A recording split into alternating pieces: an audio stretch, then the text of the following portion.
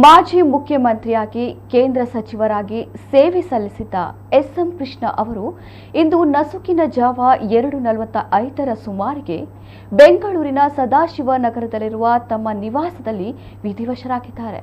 ಅವರಿಗೆ 92 ವರ್ಷ ವಯಸ್ಸಾಗಿತ್ತು.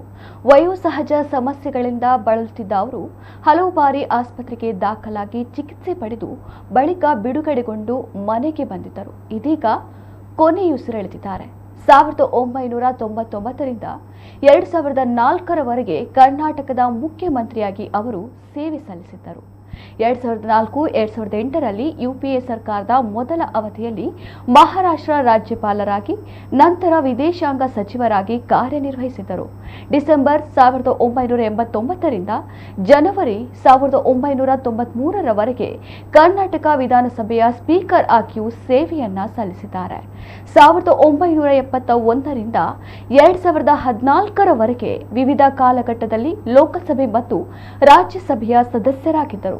March 2017ರಲ್ಲಿ BJP ಸೇರ್ಪಡೆಯಾಗಿದ್ದ ಅವರು 2018ರ ವಿಧಾನಸಭಾ ಚುನಾವಣೆಯಲ್ಲಿ ಕೊನೆಯದಾಗಿ ಬಹಿರಂಗವಾಗಿ ಪ್ರಚಾರ ನಡೆಸಿದರು. ಬಳಿಕ ಸಕ್ರಿಯ ರಾಜಕಾರಣದಿಂದ ದೂರ ಉಳಿದಿದ್ದರು. ಕಾಂಗ್ರೆಸ್ ಪಕ್ಷದಲ್ಲಿ ಎಲ್ಲಾ ಅಧಿಕಾರವನ್ನ ಅನುಭವಿಸಿದ್ದ ಅವರು ಬಿಜೆಪಿ ಪಕ್ಷಕ್ಕೆ ಸೇರ್ಪಡೆಯಾಗಿದ್ದರು. ಅಂದು ಅವರ ಈ ಪಕ್ಷಾಂತರ ಭಾರೀ ದೊಡ್ಡ ಸುದ್ದಿಯಾಗಿತ್ತು. ಅವರ ವಿರುದ್ಧ ಅಷ್ಟೇ ಟೀಕೆಗಳು ವ್ಯಕ್ತವಾಗಿದ್ದವು.